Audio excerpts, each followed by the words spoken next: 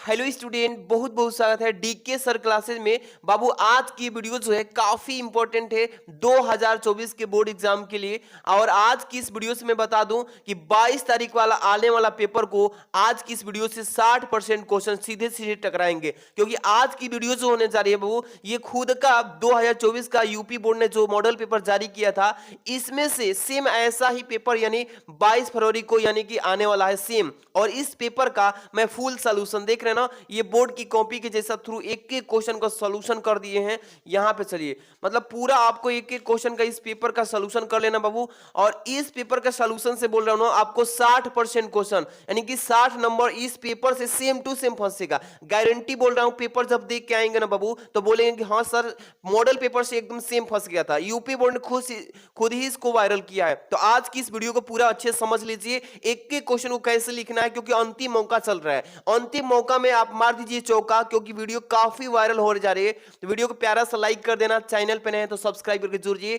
क्योंकि टेलीग्राम पे इसका वीडियो पे फ्री में हम सेंड कर देते हैं बाबू। जुड़ जाइए सभी लोग और देख लीजिए कैसे करना है सॉल्व, किस तरीके से समय किस प्रश्न पे ज्यादा देना है किस पे कम देना है, पूरे मैनेजमेंट करके ला दिया हूं। कहीं भटकना नहीं है, बस शुरू से अंत तक प्यारे रसगुल्लो बैठ जाइए। देख लीजिए सामान्य हिंदी का पेपर है बाबू, ठीक है। समय 3 घंटे 15 मिनट का ये रहेगा। और यहाँ पे पूर्णांक जो है 100 नंबर का पेपर रहेगा। यहाँ पे देखिए नोट में जो है सभी बच्चे नोट पढ़ के ही तब पेपर सॉल्व करिएगा, ठीक है ना। मेरा यही रिक्वेस्ट है, नोट बिना पढ़े नहीं चलना है आगे। पहला रहेगा इसमें कि प्रारंभ के 15 मिनट परीक्षार्थियों को प्रश्न पत्र पढ़ने के लिए दिया गया है, ठीक है। पेपर पढ़िएगा, पेपर में क्या त्रुटि होगा एग्जामिनर जो कॉपी एग्जाम दिला रहा होगा उससे बता दीजिएगा। कोई त्रुटि आता नहीं है, लेकिन बाय द वे पिछले साल एक क्वेश्चन में आ गया था जहां पे नहीं जोड़ना चाहिए था तो नहीं था क्वेश्चन में। दूसरा नंबर, इस प्रश्न पत्र में 2 खंड रहेंगे, दोनों खंडों के सभी प्रश्नों को उत्तर देना आवश्यक है, कोई भी प्रश्न छोड़ना नहीं है। ये आपको जानकारी पहले से अवगत हो गया। अब चलिए खंड स्टार्ट होगा क, खंड क से स्टार्ट करेंगे। और ये गलती आपको नहीं करना है कि खंड क वाले प्रश्नों को सभी नया पृष्ठ से स्टार्ट करेंगे जैसे कि यहां से किया गया है। और खंड क वाले प्रश्न का उत्तर केवल खंड क में ही देना है, ख में ले जाकर नहीं लिखना है, नहीं तो नंबर काट देगा एग्जामिनर, ठीक है। अब चलिए हम आपको एक मोटिवेशन लाइन से स्टार्ट करते हैं बाबू, ध्यान दीजिएगा, थोड़ा सा मोटिवेट कर दूं फिर आगे स्टार्ट करते हैं। कि देखिए बाज बनाकर छोड़ूंगा तुझे, बाज बनाकर छोड़ूंगा तुझे, बस पंख लगाना बाकी है। देखिए बस पंख लगाना बाकी है, बारूद तो खुद तेरे अंदर है, बस आग लगाना बाकी है। देखिए यहां से स्टार्ट करेंगे, देख लीजिए एक एक क्वेश्चन को कैसे लिखना है बाबू। यहां से पहले नंबर खंड क स्टार्ट करते हैं। यहां से पहला प्रश्न आएगा इसी फॉर्मेट में, सेम क्वेश्चन एकदम टकराएगा। ध्यान दीजिए मेरी बात को गहराई से। कौन नंबर लिखा है कि शिक्षा का उद्देश्य निबंध के लेखक कौन है। शिक्षा का उद्देश्य निबंध के लेखक, मैं डायरेक्ट आंसर करते चलूंगा क्योंकि ज्यादा वक्त आपको मतलब ऑब्जेक्टिव में नहीं देंगे बाबू, ठीक। शिक्षा उद्देश्य का निबंध कौन है, संपूर्णानंद जी। कौन है, संपूर्णानंद जी। पहला जो विकल्प देख रहे हैं ना एकदम सही है। कॉपी में कैसे लिखेंगे, एक एक पॉइंट पे किस कलर से पेन से लिखेंगे, कहां पे ध्यान देना है, लाइन छोड़ना है, कहां पे क्या चीजें, सब कुछ इस वीडियो में क्लियर होगा, ठीक है। ख नंबर, लल्लू लाल की रचना कौन सी है, लल्लू लाल की रचना कौन सी है, फटाफट से आप लोग भी बताते चलिएगा। प्रेम सागर, बहुत सुंदर। ये देख लीजिए पहले तो बहुविकल्पी फटाफट से कर लेते हैं बाबू, इसके बाद हम आगे, अभी तो डेमो चल रहा है ना पूरा, अभी टेलर बाकी है। यहाँ पे ये थोड़ा डेमो है।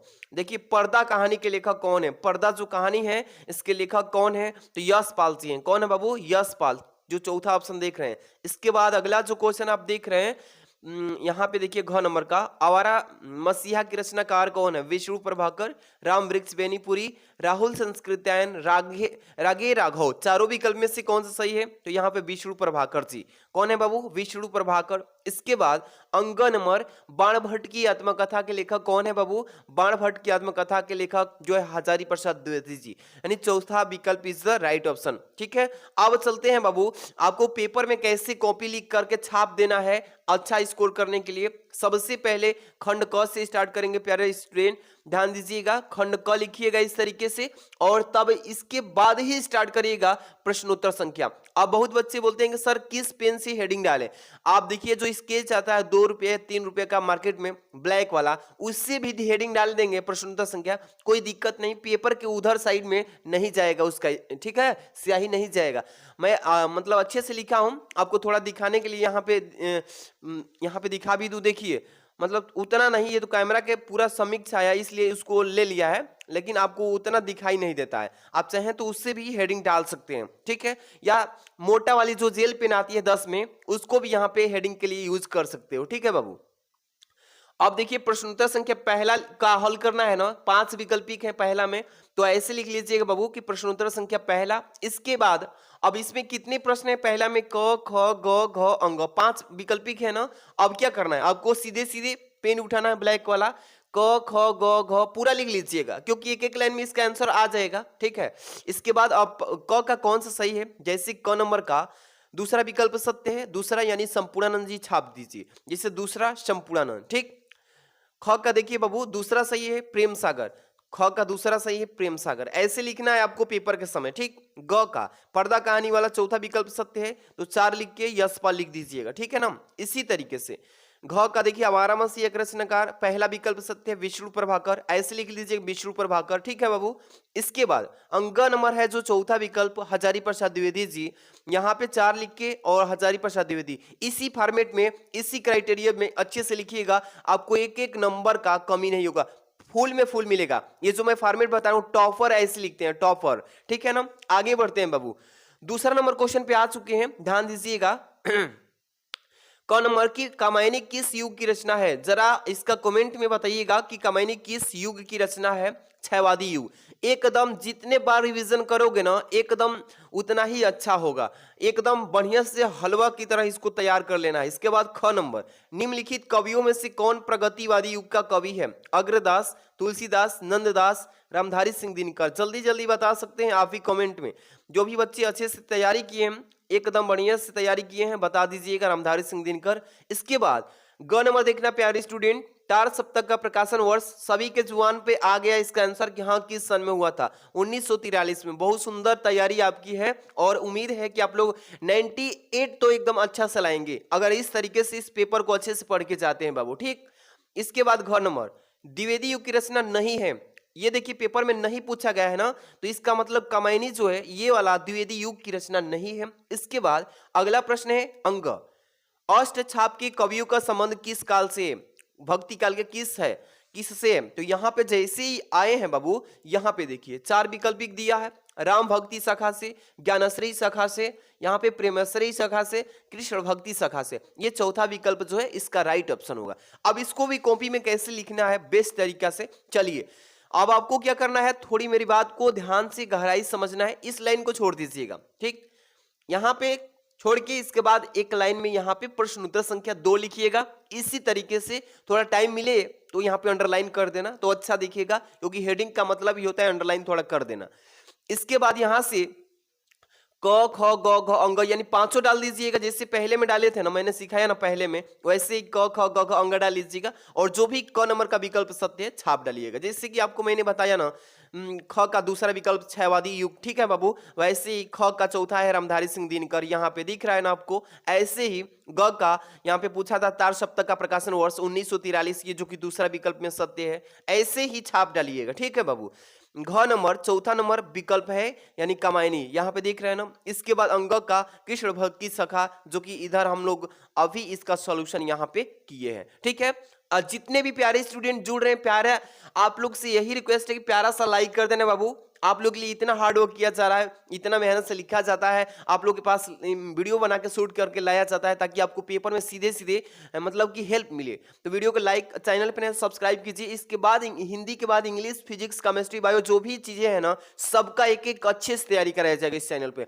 और आप साथ में आज हम इसका PDF जरूर, जितने भी सेट कराए हैं ना, जितने भी सेट का मैंने कल का कराया है, आज का सबका PDF रेडी कर लिया हूं, बस आज सेंड करेंगे टेलीग्राम पे। जितने भी बच्चे जुड़े हैं सब लोग टेलीग्राम जुड़ जाइएगा, और टेलीग्राम पे जुड़ने के लिए बस जो भी बच्चे नहीं जानते हैं DK सर क्लासेस सर्च कर लेना प्यारे स्टूडेंट, ठीक। चलिए यहां से स्टार्ट करते हैं तीसरा नंबर क्वेश्चन पे, ध्यान दीजिएगा। तीसरा नंबर क्वेश्चन क्या है प्यारे स्टूडेंट, कि दिए गए गद्यांश आधारित निम्नलिखित प्रश्नों का उत्तर दीजिए। ये देखिए 5 गुणे 2 का मतलब कि 5 प्रश्न रहेगा इस गद्यांश में, जो कि पर क्वेश्चन 2-2 नंबर का रहेगा। ये 10 नंबर का ये केवल गद्यांश है, ठीक है ना।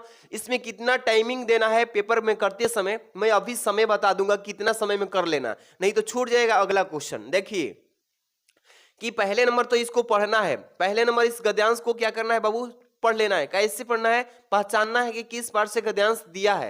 जैसे धरती माता की कोख में जो अमूल्य निधियां भरी है, जिनके कारण वह वसुंधरा कहलाती है, उससे कौन परिचित न होना चाहेगा। लाखों करोड़ों वर्षों से अनेक प्रकार की धातुओं को पृथ्वी को पीस पीस कर अगणित प्रकार की मिट्टियों से पृथ्वी की देह को सजाया है। ठीक है बाबू।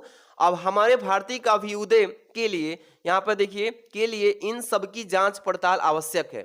आप जैसे ही इस पूरे गद्यांश को पढ़ा है, क्लियर मालूम चल गया होगा किस पार्ट से दिया है। ट्रिक समझिए, धरती माता की कोख, धरती माता की कोख से रिलेटेड मतलब कि राष्ट्र के स्वरूप जो चैप्टर है बाबू, राष्ट्र के स्वरूप चैप्टर से इसको दिया है, क्योंकि हमारा जो धरती माता की कोख की बात आ गई तो ये हमारे राष्ट्र से जुड़ा हुआ ये पार्ट से दिया गया है। अब इसमें 5 प्रश्न रहेंगे, कैसे सॉल्व करना है एक एक प्रश्न को ध्यान दीजिए। इसमें अगर ये मान लीजिए कि पेपर के समय आपको नहीं आ रहा है तो आपको अथवा में भी मिला है ऑप्शन कि हाँ अथवा वाला कर सकते हैं।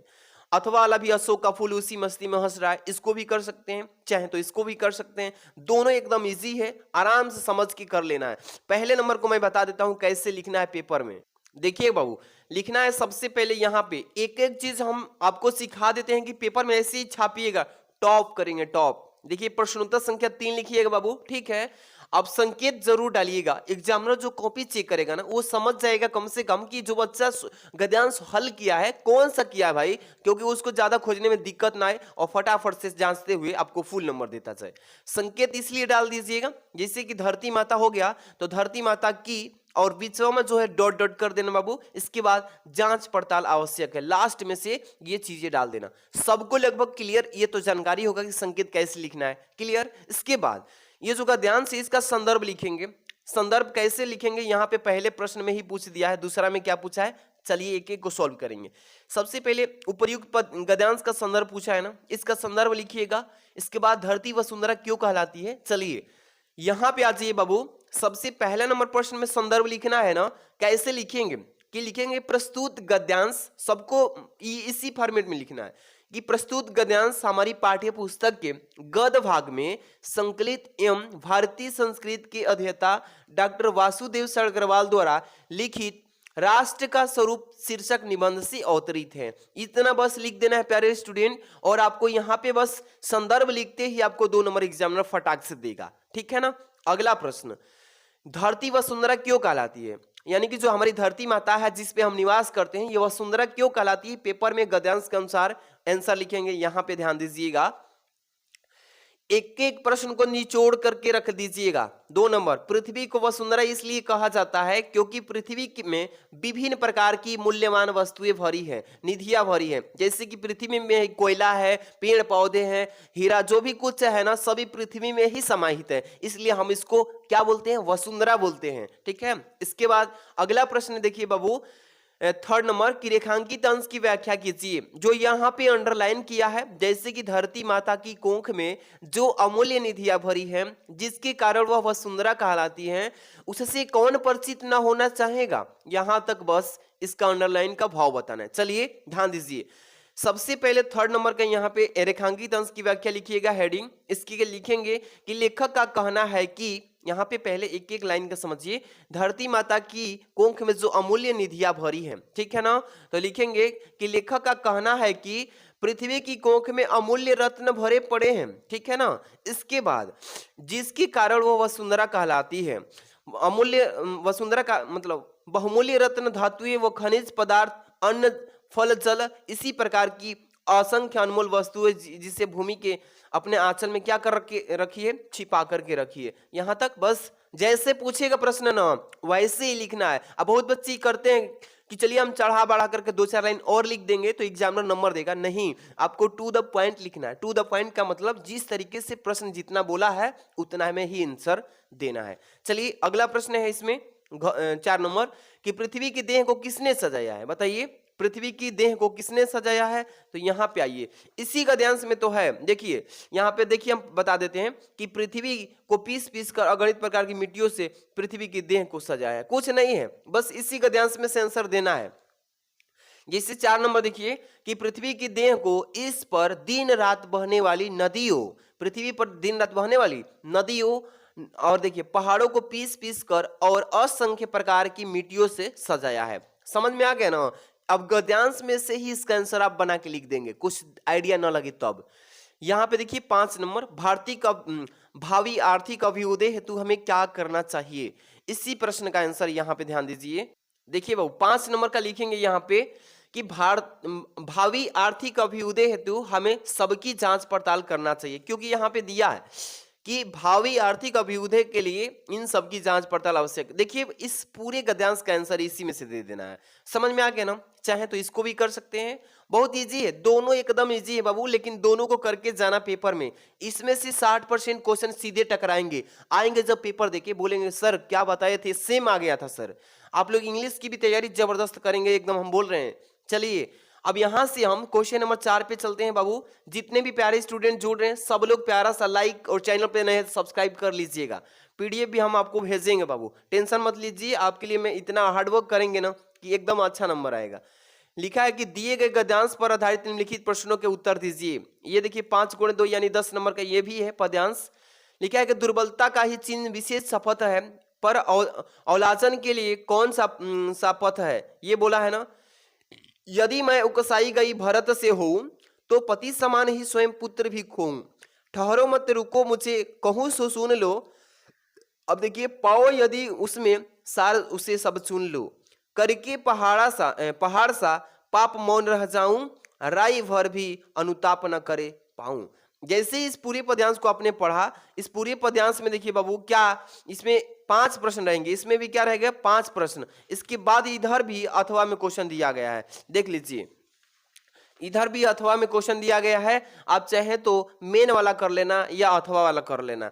अब देखिए बहुत बच्चे बोलते हैं ना कि सर जी मान लीजिए कि हमको अथवा वाला प्रश्न आ रहा है तो लेकिन कॉपी में उसको कैसे बताएंगे, कैसे लिखेंगे कि अथवा वाला हाँ हम करे हैं, क्योंकि जानकारी नहीं होता बहुत बच्चे को। चलिए हम इसको ही बता देते हैं, पहले इसको पढ़ लेते हैं, ठीक। इसको ही करेंगे, बहुत सिंपल सा कि लज्जाशिला पथिक महिला जो कहीं दृष्टि आए होने देना विकृति, वसना तो न तू सुंदरी को, जो थोड़ी सी श्रमिक वह गोद ले श्रांति खोना, होठों की औकमल मुख की मलनताएं मिटाना। 4 लाइन तो ऊपर हो गया, फिर नीचे भी है कि कोई क्लांतक कृषक ललना खेत में जो दिखावे, जाता कोई जलद यदि हो व्योम में तो उसे ला, धीरे धीरे परस उस क्लांतियों को मिटाना, छाया द्वारा सुखित करना तप्त भूतंगा को। बाबू ये 4 और 4 8 लाइन का ये जो है पद्यांश है, और इसमें प्रश्न पूछा है किस तरीके से सॉल्व करना है, पूरा आज इस वीडियो में खत्मा करेंगे। देखिए पहला है उपर्युक्त पद्यांश का संदर्भ लिखिए, 2 नंबर हम आपको दे देते हैं फटाफट से।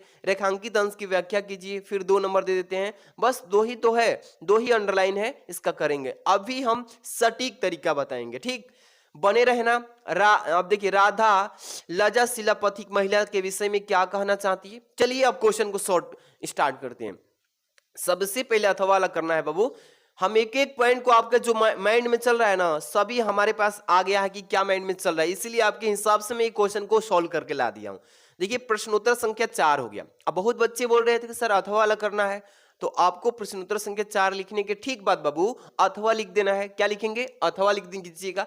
अब यहां से अगर नहीं लिखते हैं अथवा तो भी कोई बात नहीं है, मेन है संकेत, संकेत से भी पता चल जाएगा कि आपने अथवा वाला किया है। क्योंकि देख लीजिए लज्जाशिला पथिक डाल दिए है ना, बीच में डॉट डॉट कर दिए है ना, यहां से तप्त भूतंगा को, यहाँ पे देखिए मलनताएं मैं लिख दिया हूं, लेकिन यहाँ पे गलती ये नहीं करना है, यहाँ है लास्ट वाला, मैंने ध्यान नहीं दिया था, लेकिन आपको यहाँ बता भी रहा हूं ना कि तप्त भूतंगा डाल दीजिएगा यहाँ पे, ठीक हो गया ना, संकेत हो गया प्यारी स्टूडेंट। अब पहला प्रश्न पूछा है, संदर्भ बताइए।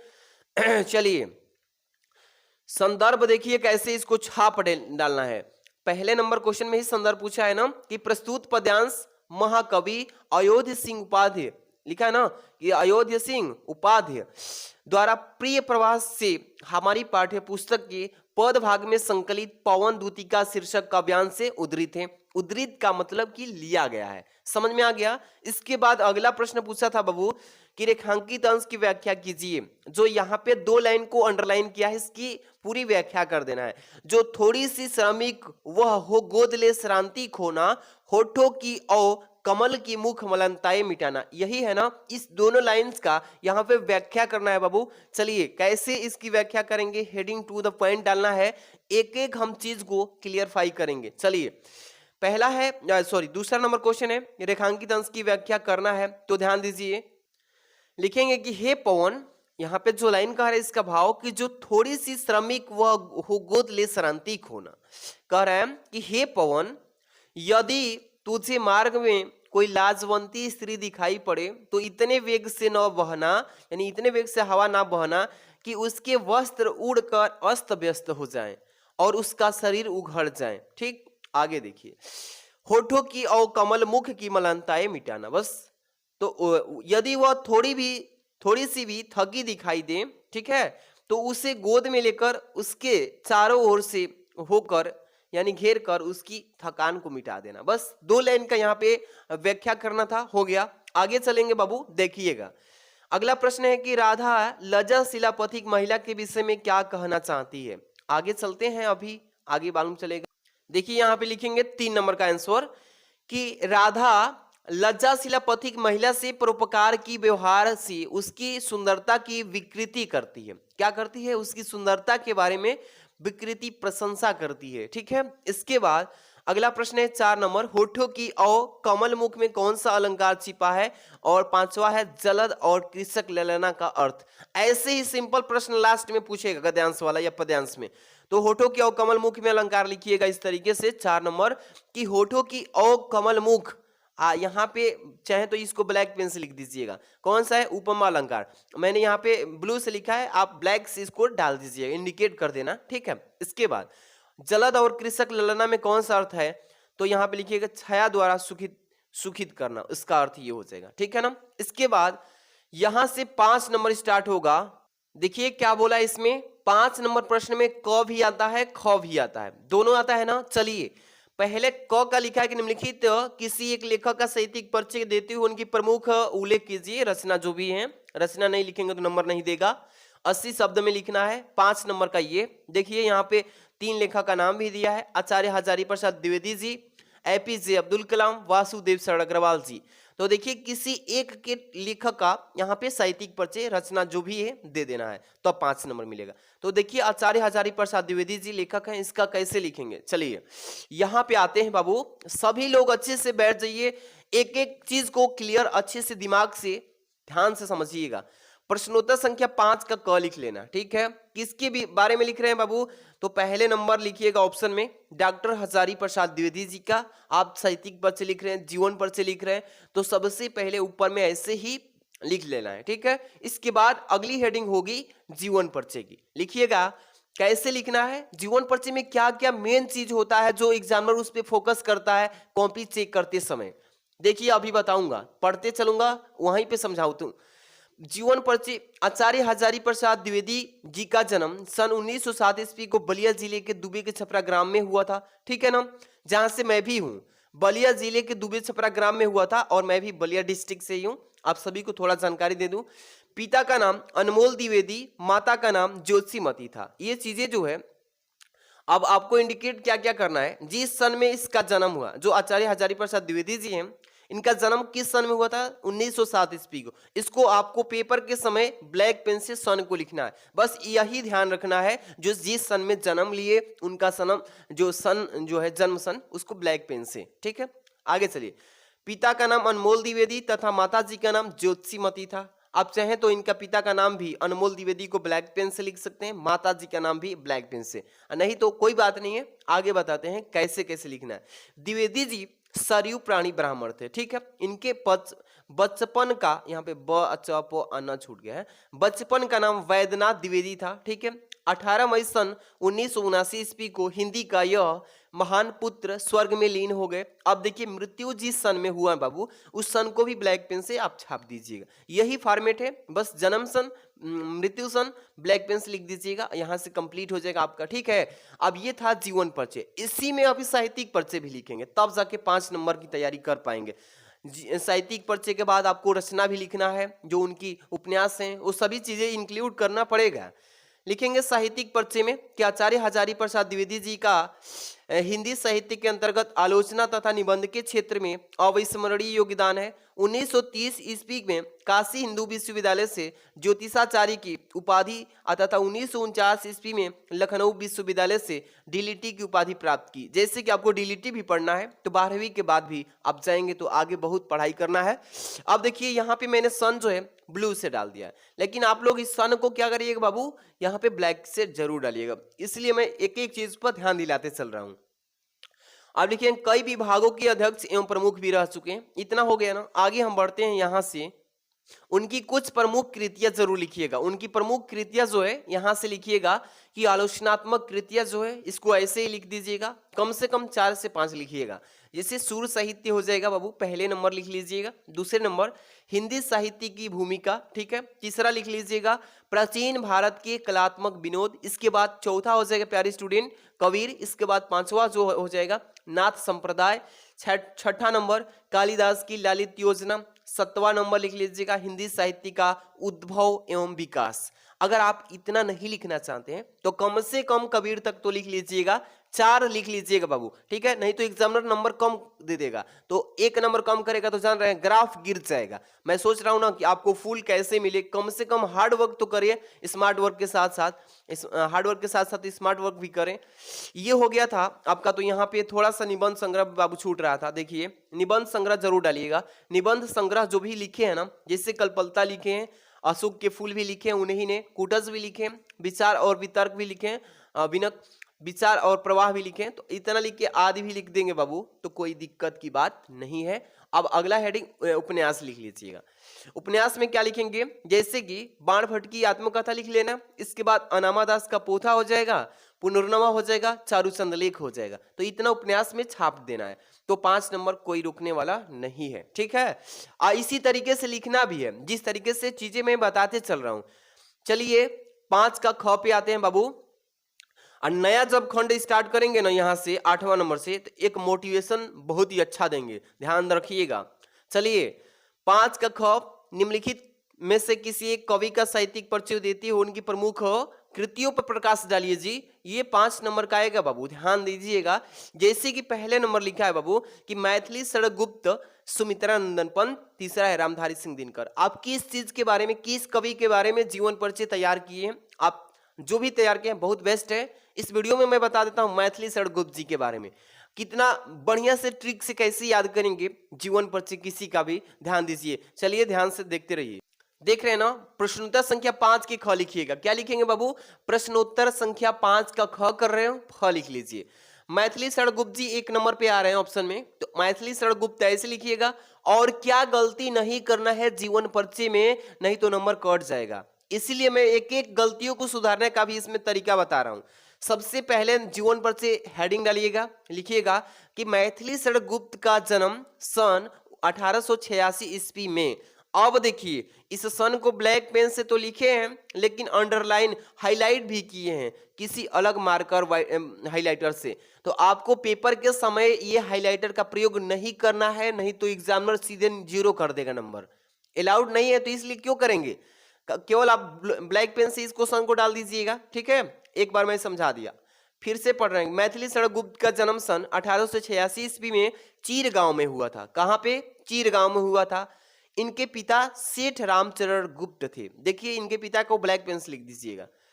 अब देखिए सेठ रामचरण गुप्त स्वयं एक अच्छे कवि भी थे।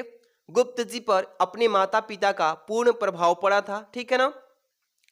आचार्य महावीर प्रसाद द्विवेदी से भी उन्हें बहुत प्रेरणा मिली है, ठीक है ना बाबू। प्रेरणा का मतलब ज्ञान, जो भी शिक्षा है वो सभी चीजें मिली हैं। गुप्त जी विनम्र, हंसमुख और सरल स्वभाव के व्यक्ति थे। साकेत महाकाव्य पारितोषिक भी मिला है। अब देखिए यहाँ पे हमने कहा छोड़ दिया, नहीं बाबू, साकेत महाकाव्य पर उन्हें हिंदी, यहां से छोड़े थे ना, हिंदी साहित्य सम्मेलन और प्रयाग से मंगला पारितोषिक मिला है ना, से भी मिला है। भारत सरकार द्वारा गुप्त जी को साहित्य सेवा के लिए पद्म भूषण से सम्मानित किया गया है। किस चीज से, भारत सरकार ने इनको पद्म भूषण से भी सम्मानित किया था।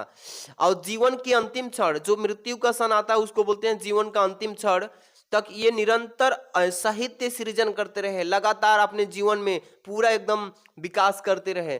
12 दिसंबर का बात था, 1964 की सन था कि माँ भारती का यह महान साधक स्वर्ग में विलीन हो गए। इनकी मृत्यु निधन हो गई 12 दिसंबर 1964 को बाबू। तो दोनों को ध्यान रखना, किस किस को, जन्म सन को और मृत्यु सन को, और इनके जो माता पिता हैं उसको ब्लैक पेन से थोड़ा लिख दीजिएगा। एग्जामिनर को अच्छा लगेगा, एकदम ये कभी नंबर काटने की साहस नहीं करेगा। आगे बढ़ते हैं बाबू, यहाँ से इनकी जो साहित्यिक सेवाएं हैं वो जरूर लिखना है, क्योंकि आपने 2 नंबर का ऊपर काम किया, अब 3 नंबर यहाँ से कर रहे हैं, ठीक है। जैसे कि गुप्त जी का झुकाव गति काव्य की ओर था, ये गति काव्य है, ठीक है ना।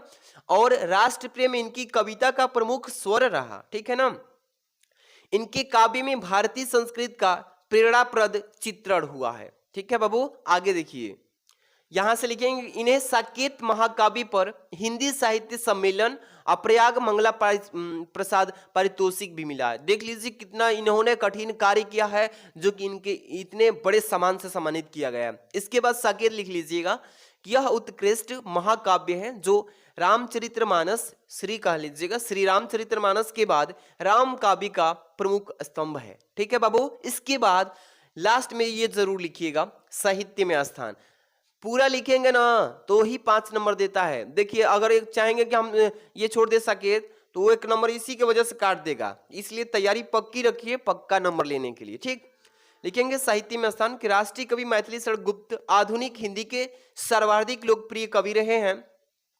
खड़ी बोली को काव्य के सांचे ढालकर परिष्कृत करने का जो असाधारण कौशल इन्होंने दिखाया वह अविस्मरणीय रहेगा। इन्होंने राष्ट्र को जगाया, इन्होंने हमारे जो भारत देश है उस राष्ट्र को जगाया और उसकी चेतना को पानी दिया है। देख लीजिए कितना इन्होंने संघर्षमय जीवन बिताया है और अपने देश के प्रति कितना बड़ा बड़ा योगदान किया है। चलिए बाबू आगे की तरफ हम बढ़ते हैं 6 नंबर क्वेश्चन की तरफ। 6 नंबर वाला क्वेश्चन तो एकदम धुआं करके आएंगे। देखिए कैसे, बहादुर अथवा पंचलाइट, 2 ऑप्शन आपको यहाँ पे दे दिया ऑफर के रूप में, और कह रहा है कि कहानी का उद्देश्य लिख दीजिए बाबू। हाँ कितना लिखना है, ज्यादा नहीं, 80 शब्द में लिखिए, हम आपको 5 नंबर दिलाते हैं। इस तरह से आपसे प्रश्न कर रहा है। अगर ये दोनों नहीं तैयार हैं तो भी कह रहा है, यहाँ पे एक और ऑफर दे रहा है कि चलिए ध्रुव यात्रा की कहानी का कथा वस्तु अपने शब्दों में लिख दीजिए। तो आपको तो मैं बोल रहा हूँ ना कि बहादुर का ही तैयार करके छाप दिए होंगे या पंचलाइट पे, हम दोनों जान रहे हैं कि आप लोग तैयार किए हैं। चलिए बहादुर पे कैसे करेंगे, एक बहुत सिंपल सा लड़का है नेपाली, इसकी कहानी या स्टोरी आपके दिमाग में छाप देते हैं। ध्यान से देखिएगा। देखिए आप सबसे पहले बाबू लिखिएगा प्रश्नोत्तर संख्या 6, ठीक है ना। लगभग सभी बच्चे को तैयार है, लेकिन revision is a very best होता है, मतलब कि रिवीजन करना बहुत अच्छा होता है। एग्जाम देने से पहले बहुत बार रिवीजन करना चाहिए। जैसे बहादुर के प्रमुख पात्र, बहादुर की चरित्र चित्रण पे करना है ना, चलिए ऐसे हेडिंग बना लीजिएगा। इसमें क्या लिखेंगे बाबू कि अमरकांत जी द्वारा लिखी कहानी, किसने लिए कहानी लिखा है बहादुर के बारे में, अमरकांत जी लिखे हैं। तो लिखेंगे कि अमरकांत द्वारा लिखी कहानी, बहादुर का प्रमुख पात्र जो है बहादुर ही है, यानी पात्र का मतलब किसके विषय में ये कहानी बनी है, तो बहादुर है, इसी के बारे में बनी है। जिसकी चार्गिक का मतलब 4, कितना बाबू 4 विशेषताएं इस प्रकार से। कौन कौन सी विशेषताएं हैं वही बस हेडिंग लगा के लिखना है। पहले नंबर लिखिएगा हेडिंग में कि छल कपट रहित, बिना छल कपट के थे ये, इनके पास कोई भी छल कपट नहीं था, तो वही कहते हैं। हेडिंग में लिखेंगे कि बहादुर छल कपट से रहित भोला बालक है, जिसकी उम्र है बाबू, गलती से मृत्यु बोली, उम्र लगभग 12 से 13 वर्ष है। बहादुर एक नेपाली लड़का है। कहाँ का है, नेपाल का ये लड़का है, जो कि एक अलग ही देश है नेपाल। चलिए इसका दूसरा जो है चरित्र कि परिश्रमी, हंसमुख एवं मृदभाषी।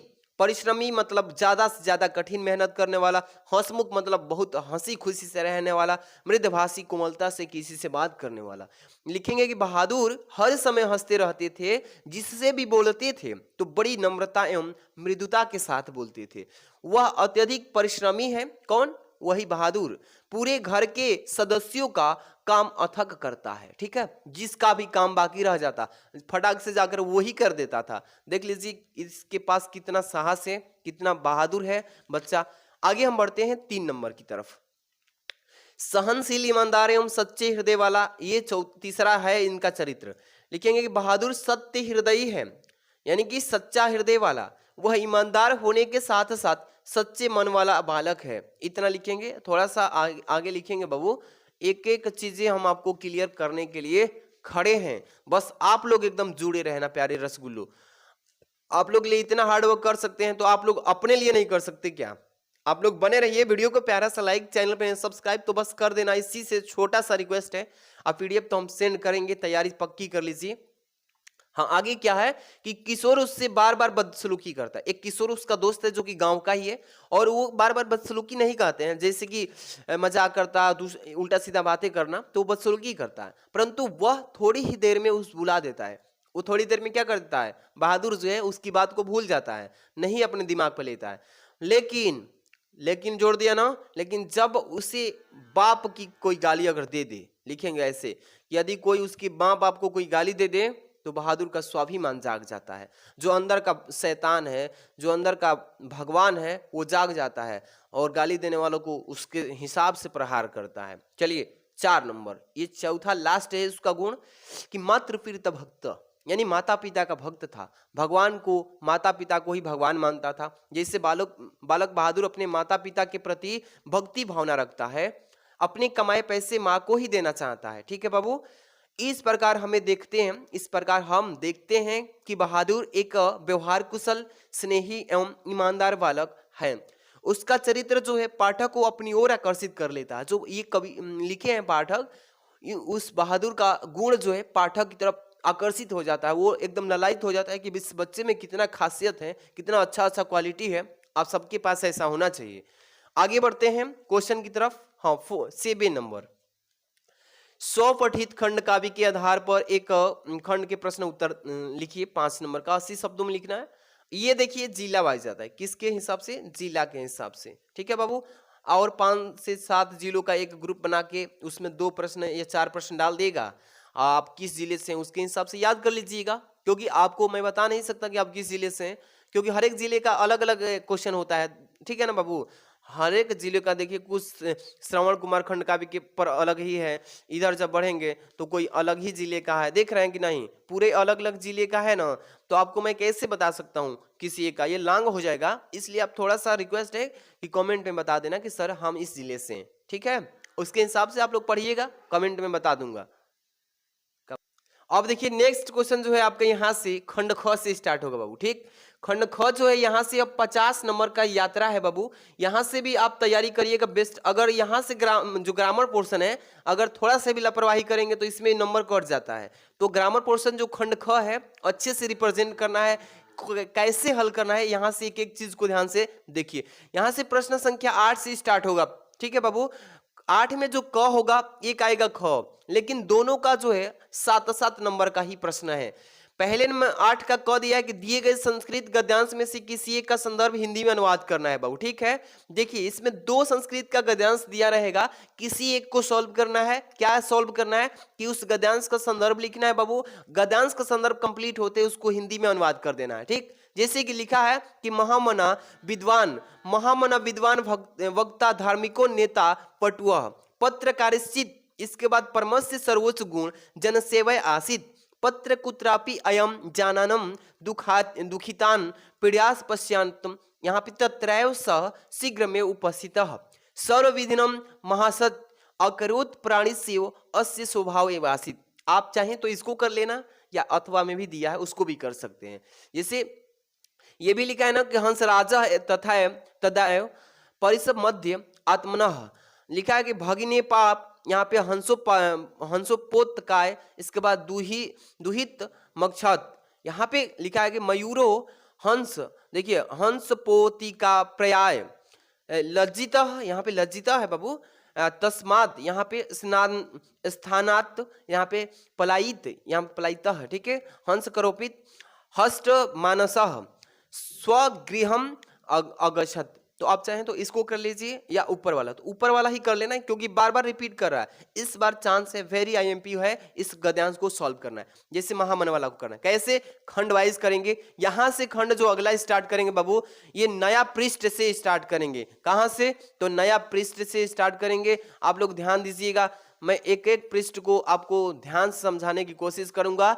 आप लोग मेरे साथ बने रहना, बस आप लोग का आखिरी पेपर है 22 तारीख को। ये मतलब आखिरी कह रहा हूं, हिंदी का तैयारी है 22 तारीख तक आखिरी। इसके बाद तो इंग्लिश की धुआंधार चलेगा।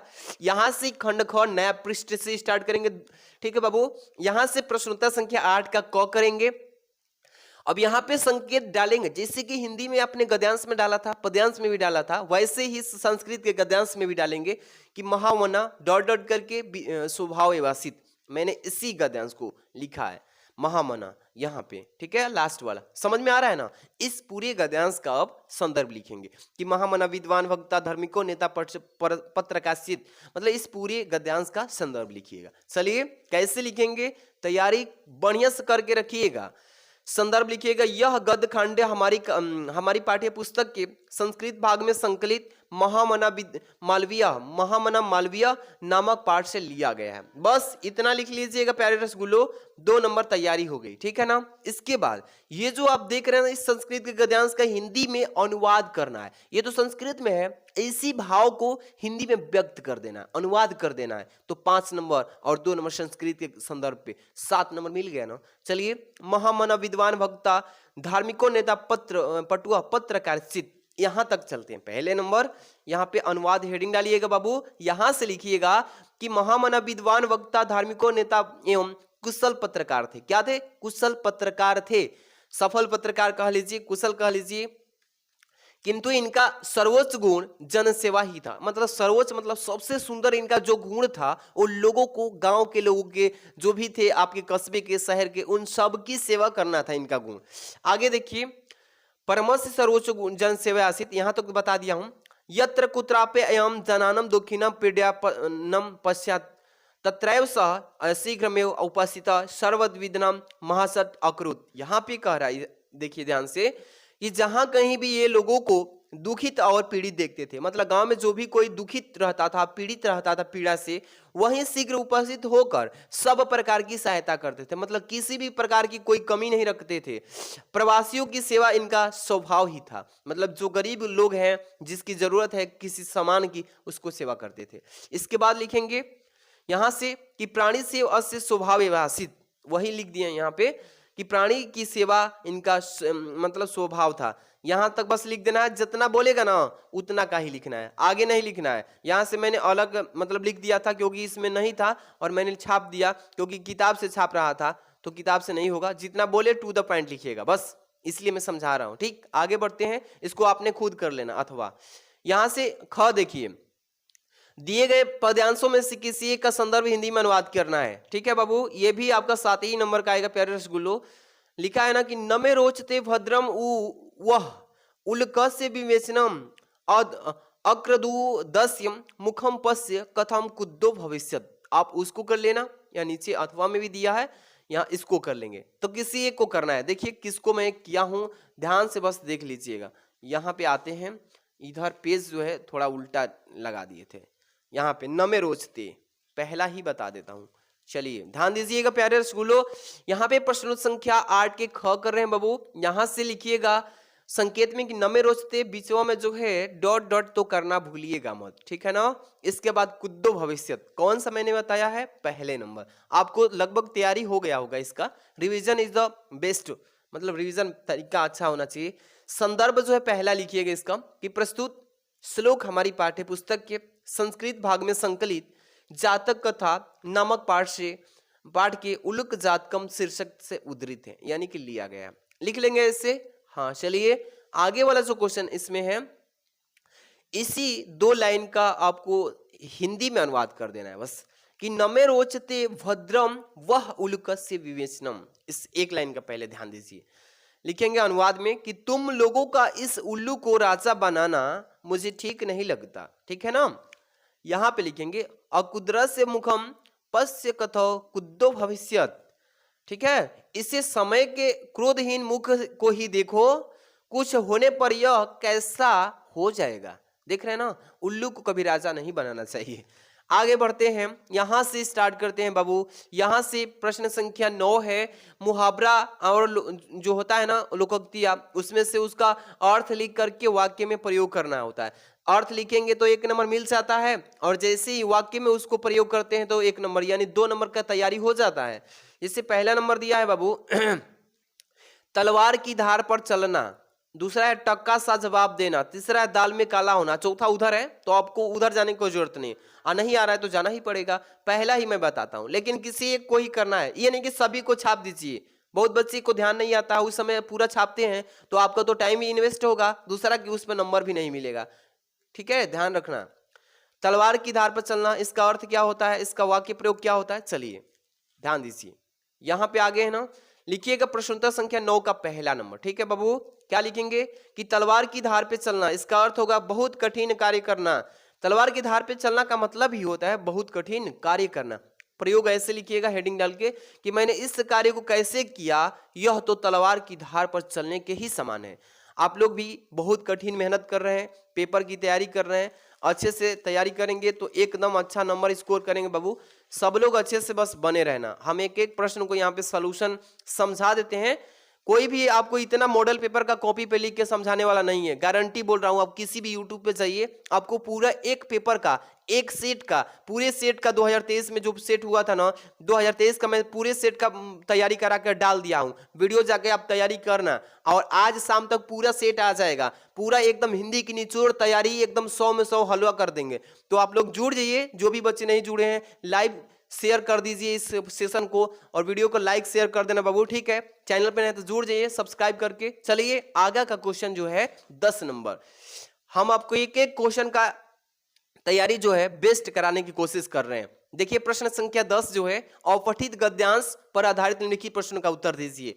अपठित गद्यांश इस वर्ष न्यू सिलेबस चेंजिंग जो हुआ है ना बाबू, सबको जानकारी हो गया है। इसके पहले क्या आता था, संधि विच्छेद भी आता था और एक आता था विभक्ति एवं वचन। उस दोनों को साइड कर दिया कि हटो, यहां तुम्हारी जरूरत नहीं है, आगे के फ्यूचर को देखते हुए अब यहां पे क्या कर दिया है, अपठित गद्यांश ला दिया। इससे क्या फायदा है, कुछ नहीं है, वही जो था पहले बहुत अच्छा था, लेकिन अब कुछ सोची समझ के इसको लाया होगा, कुछ है नहीं अपठित में। देखिए मैं इसको बता देता हूं कि किसी भी गद्यांश को आप कैसे सॉल्व कर लेंगे अपठित को। एक कहानी जो होता है ना, पहले छोटे छोटे क्लास में जब पढ़ते थे तो कहानी दे देता था 4 लाइन 10 लाइन का, और उसी कहानी को पढ़ के गद्यांश बोलते हैं और उसी में से उसका आंसर बस खोज के लिख देना है। कुछ है नहीं इसमें, थोड़ा सा दिमाग लगाना है और आंसर लिख देना है। चलिए थोड़ा बताने की कोशिश है। पहला क नंबर दिया है, एक यहाँ पे अथवा में भी दिया है, दोनों में से किसी को करना है। ठीक है, पहला लिखा है कि यह कहना एक भूल है कि इच्छा, असंतोष, लोभ आदि के कारण मनुष्य आगे बढ़ने के प्रेरित होता है। ठीक है, तथा समृद्धि प्राप्त करना है, वास्तव में इच्छा, असंतोष, लोभ के कारण समाज में शोषण, कुटिलता, अत्याचार, भोग वृत्ति एवं अशांति को प्रोत्साहित मिलता है। ठीक है बाबू, लोभ के कारण एक मील खोकर, ठीक है, एक मील बाबू खोकर शोषण की चक्की चलाई जाती है। हमें इच्छाओं का दमन नहीं करना चाहिए, बल्कि उनका उदितीकरण करना, सम्मान करना और उन्हें स्वच्छ दिशा देने। सत्पुरुष कर्तव्य भावना से प्रेरित होते हैं, आदर्शों से यानी प्रेरणा प्राप्त करते हैं एवं निस्वार्थ एवं इच्छा मुक्ति होकर धीरे धीरे साहस पूर्वक कर्म करते हुए उन्नति को स्वयं प्राप्त करते हैं। ठीक है ना, स्वतः बाबू। आदर्श की कीमत पर, यहाँ पे देखिए, आदर्श को छोड़कर उन्नत पद प्राप्त करना सत्पुरुषों यानी शोभा नहीं देता। इसको पढ़ेंगे ना, इसी में से आपको प्रश्न यहाँ पे दिया है। जैसे कि समझा देता हूं, पहला प्रश्न रहेगा कि लेखक के अनुसार इच्छा, लोभ आदि के कारण क्या परिणाम होता है, इसी में से इसका आंसर देना है। 1 नंबर का ये है, दूसरा प्रश्न 2 नंबर का, तीसरा भी 2 नंबर का, टोटल कितना हो गया 5 नंबर। अब इसको मैं एक प्रश्न को सॉल्व करा देता हूं, जैसे कि आप आइडिया लग जाएगा तो आप आगे कर लेंगे। जैसे लेखक के अनुसार इच्छा, लोभ आदि का परिणाम क्या होता है, यहाँ पे प्रश्नोत्तर संख्या 10 लिख लीजिएगा। ठीक है बाबू, ऐसे लिख लेना है। यहाँ पे संकेत लिख लीजिए क्योंकि 2 अपठित गद्यांश, एक यहाँ है और एक यहाँ है, तो दोनों में से किसको किए हैं, अपठित, संकेत लिख लेना। ठीक, यहाँ पे पहला प्रश्न का उत्तर होगा कि लेखक के अनुसार वास्तव में इच्छा, असंतोष, लोभ आदि के कारण समाज में शोषण, कुटिलता, अत्याचार, भोग वृत्ति एवं अशांति को प्रोत्साहित मिला है। इस तरीके से पहला प्रश्न का उत्तर छाप लेना है। अब इसी तरीके से दूसरा भी बना के लिखना है, तीसरा भी बना देना है, पूरा अब हल कर लेना।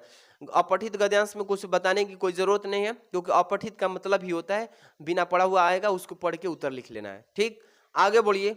चलिए 10 नंबर हो गया कंप्लीट। 11 नंबर पे आते हैं। 11 नंबर जो है, निम्नलिखित शब्द युग्मों का सही अर्थ का चयन करना है। इसमें से सही अर्थ का चयन करना है बाबू। पहला है इसमें वसन व्यसन का मतलब क्या होता है, तो यहाँ पे देखिए विवश और व्याकुल है, कवक और भोजन है, वस्त्र और आदत। ये हमको लगा तीसरा ही एकदम सही है। वसन, वसन का मतलब वस्त्र, व्यसन, व्यसन का मतलब आदत। ठीक है, तीसरा विकल्प सत्य है। आगे बढ़ते हैं, दूसरा नंबर अम्बुज, अम्बुद का अर्थ क्या होगा, आइए इधर हम आपको बता ही देते हैं। अम्बुज, अम्बुद का मतलब बादल और समुद्र, जल और कमल, कमल और बादल, ये तीसरा है इसमें सही। ठीक है, कमल और बादल। आगे बढ़ेंगे बाबू, यहाँ पे ख नंबर चलेंगे 11 के। निम्नलिखित शब्दों में से किसी एक शब्द के अर्थ दो अर्थ लिखना है। जिससे अंबर है ना, अंबर का मतलब क्या होता है, गगन भी लिख देंगे, आकाश भी लिख देंगे। क्या लिखेंगे, आकाश, लेकिन दो ही लिखने के लिए बोला है, कह रहा है कि दो दो अर्थ लिख दीजिए। अब इसको छोड़ दीजिए क्योंकि एक ही का लिखने के लिए बोला, कह रहा है कि एक शब्द का बस दो दो अर्थ लिख दीजिए। तो तीन को छोड़ देना है, एक को उठा के दो शब्द लिख देना, हो गया ना। चलिए आगे चलते हैं, ग नंबर। ये एकदम मॉडल पेपर जो है बाबू, ये मॉडल पेपर एकदम वायरल पेपर है 2024 के बच्चों के लिए। यूपी बोर्ड खुद इसको वायरल किया है। 22 तारीख को सेम पेपर एकदम टकराएगा। आप लोग एकदम जो भी बच्चे धैर्य से ईमानदारी से पढ़ के जाएंगे, बोलेंगे कि हाँ सर आप जो बोले थे ना सेम क्वेश्चन टकरा गया था सर। तो आप लोग अच्छे से पढ़िए बाबू। निम्नलिखित वाक्यांशों के लिए एक शब्द का चयन कीजिए। जो पहला है कि जो आंखों के सामने हो, जो आंखों के सामने हो उसको एक शब्द में क्या बोल सकते हैं, नेत्र सम्मुख, प्रत्यक्ष, आंख के आगे, प्रत्येक, यहाँ पे आंख, उसको बोलते हैं नेत्र सम्मुख। क्या बोला जाता है बाबू, जो आंखों के सामने उसको नेत्र सम्मुख बोला जाता है, याद रखना। इसके बाद दूसरा है कि जानने की इच्छा रखने वालों को क्या बोलते हैं, जिज्ञासु। देखिए यहाँ पे सी नंबर पे भी दिया है जिज्ञासु, जो जिसे जानने की इच्छा हो, कुछ जानने की, आगे पढ़ाई करने की, वो किसी भी काम को किसी बड़े भाई से या किसी टीचर से पूछता रहता है, उसको बोलते हैं जानने की इच्छा रखने वालों को जिज्ञासु बोला जाता है। घ नंबर देखिए, निम्नलिखित में से किसी दो वाक्यों को शुद्ध करके लिखना है। जैसे कि पहला, दूसरा, तीसरा, चार दिया है, दो को करना है, दो को छोड़ दीजिए। लिखा है पहला कि तुम तो कुर्सी पर बैठे हैं, अशुद्ध लग रहा है ना, इसको कैसे शुद्ध करेंगे, तुम कुर्सी पर बैठे हो, तुम कुर्सी पर बैठे हो। दूसरा है इस सरोवर में अनेक कमल खिले हैं, इस सरोवर में अनेकों लिखा है ना, कमल खिले हैं, तो इसका हो जाएगा इस सरोवर में अनेक कमल खिले। अनेकों की जगह बस अनेक कर देना है, कुछ है नहीं इसमें, दो को कर लेना, दो को छोड़ देना, जो भी आपको आता हो कर लेना। इसके बाद यहाँ पे वीर रस अथवा हास्य रस की अस्थायी भाव उदाहरण लिखिए। श्लेषम अलंकार, उत्प्रेक्षा अलंकार का उदाहरण से लिखिए। दोहा सोठा छंद ये लिखिए। सभी को यहाँ पे चलिए हम एकदम सॉल्यूशन के साथ लाए हैं, कहीं भी भटकने की अब जरूरत नहीं है कि सर हम भटक रहे हैं कुछ बताइए। यहाँ पे मैंने देखिए लिख दिया है ना 11 के ख नंबर, 11 का यहाँ पे क तो हो ही गया है, उधर हो गया ना। ख नंबर देखिए, अंबर का लिखे है ना, आकाश, वस्त्र भी लिख सकते हैं, पर्यायवाची है, पर्यायवाची यहाँ पे मैंने गगन भी बता दिया, आकाश भी बता दिया, तो कोई दो ही लिखना है। ठीक है बाबू। इसके बाद हम चलते हैं यहाँ पे प्रश्नोत्तर संख्या 11 के ग। 11 ग में जैसे यहाँ पे नेत्र सम्मुख सही था ना, ए नंबर लिख लीजिएगा, नेत्र सम्मुख। यहाँ पे जिज्ञासु सही था, जिज्ञासु, तो ये सी नंबर पे जिज्ञासु लिख लिए। समझा दे रहे हैं बस कि कॉपी में कैसे लिखना है। अब आगे बढ़ते हैं, घ का शुद्ध वाक्य करना है। तुम तो कुर्सी पर बैठे हैं, तो इसको शुद्ध करेंगे तुम कुर्सी पर बैठे हो। ठीक है ना, ऐसे लिख लीजिएगा। इस सरोवर में अनेक कमल खिले हैं, ये भी शुद्ध करके लिखा गया है, ऐसे ही लिखना है बाबू। हाँ चलिए आगे बढ़ते हैं। यहाँ पे देखिए हम आपको ला दिए रस अलंकार से क्वेश्चन। वीर रस अथवा हास्य रस, दोनों में से किसी एक का उदाहरण के साथ परिभाषा लिखना है। जैसे हास्य रस का लिखा हूं, तो हास्य रस आप भी तैयार किए हो लगभग, तो सब लोग रिवीजन कर लेना बाबू। जैसे प्रश्नोत्तर संख्या 12 के क अथवा वाला कर रहे हैं, अथवा लिख लीजिएगा। क नंबर पे है कि हास्य रस का परिभाषा लिखिए। अपने अथवा पराये के परिधान, वेशभूषा, वचन अथवा क्रियाकलाप आदि के से उत्पन्न हुआ हास्य नामक अस्थायी भाव, विभाव, अनुभाव और संचारी भाव के संयोग से हास्य रस का रूप ग्रहण करता है। जैसे कि समझाता हूं एक बार कि अपने अथवा पराये, देखिए अपने हो या पराये कोई भी हो, परिधान का मतलब होता है वेशभूषा, उसका बनावट, उसका लिखावट, उसका वेशभूषा कैसा है, वेशभूषा, वचन, ठीक है, अथवा क्रियाकलाप, रहन सहन, खाना पाना आदि से उत्पन्न जो होता है हास्य नामक अस्थायी भाव, विभाव, अनुभाव आदि संसारी जो भी है ना, ये इसी के संयोग से हास्य रस की उत्पत्ति होता है, इसी को ग्रहण करता है, जिससे हास्य रस कहते हैं।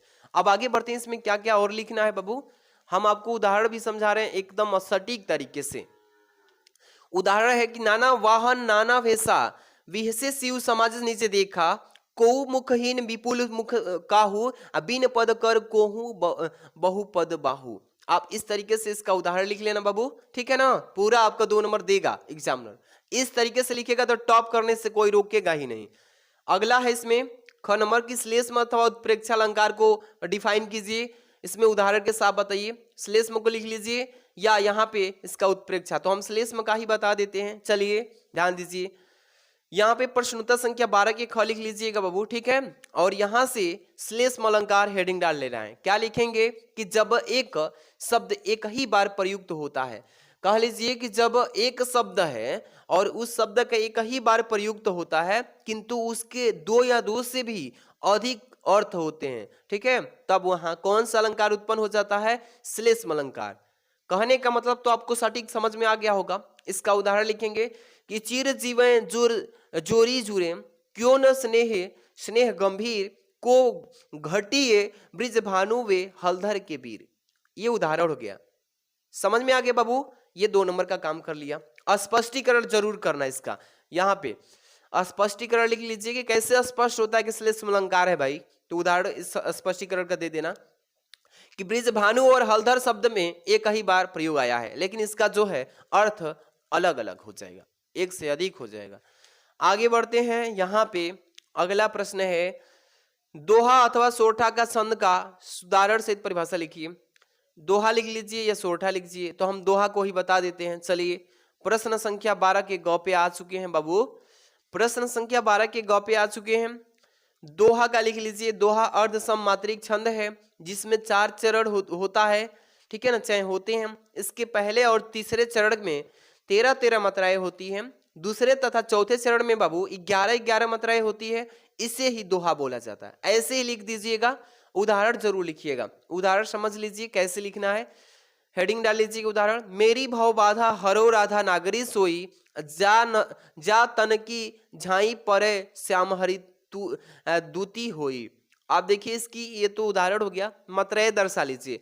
ममेक मात्रा में और में बड़ी मात्रा रही। ममेक मात्रा में 2 है ना, म एक हो गया, एक मात्रा, ये दोनों मिलके एस टाइप से इस तरीके से लिखिएगा।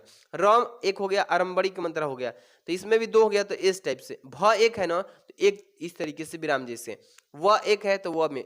अब मात्राएं दर्शा लेंगे कि नहीं? दर्शा लेंगे। ब में आकर मतलब बा है तो 2 हो गया, तो एस टाइप से एस। धा में आकर मतलब धा है तो इस टाइप से। ह एक है तो इस तरीके से लिख लेंगे कि नहीं? उदाहरण का मात्रा लिख लेंगे। इस तरीके से आप छाप लीजिएगा। अब यहाँ पे देखिए 13 नंबर का है, बैंक में खाता खोलने के लिए बैंक प्रबंधक को आवेदन पत्र लिखिए। या अथवा में भी है कि शहर में फैली संक्रामक बीमारी की तरफ आधिकारिक की ध्यान देना है, जो कि कैसे ठीक किया जाए। इस पे पत्र लेखन 6 नंबर का आएगा। इसको एकदम हम बहुत बेस्ट तरीके से वीडियो बना दिए हैं। इसका अलग ही लिंक दे देता हूँ डिस्क्रिप्शन में, जाकर के देख लेना। बहुत सुंदर तरीके से बताए हैं। यहाँ पे जो है 14 नंबर निबंध लेखन आता है। 9 नंबर का ये टॉपिक है। इसका भी मैं पूरे टॉपिक पे वीडियो बना दिया हूँ, पूरा टॉपिक पे। इस वीडियो को लॉन्ग करने से क्या फायदा, शॉर्ट में जाकर के थोड़ा माइंड फ्रेश करके उस वीडियो को भी देख लेना। डिस्क्रिप्शन में लिंक दे देता हूँ। सभी आतंकवाद की समस्या पे, देश में बेरोजगारी की समस्या पे सबका बना दिया हूँ बाबू। डिस्क्रिप्शन में लिंक दे दिया हूँ। इस वीडियो को प्यारा सा पहले तो लाइक कर देना, नहीं किए हैं तो चैनल को नए है तो सब्सक्राइब कर लीजिए। डिस्क्रिप्शन में आपको पूरा हम टेलीग्राम का लिंक दे देते हैं। टेलीग्राम जो बच्चे अभी टेलीग्राम के लिंक से जुड़ जाएंगे उसको पीडीएफ भी इसका पूरा मिल जाएगा। और नहीं जुड़ते हैं तो टेलीग्राम में जाकर सर्च कर लेना DK sir classes. DK sir classes आप सर्च कर लेना, वहां पे जुड़िए। टेलीग्राम पे सबका पीडीएफ सेंड करते हैं। Thanks for watching.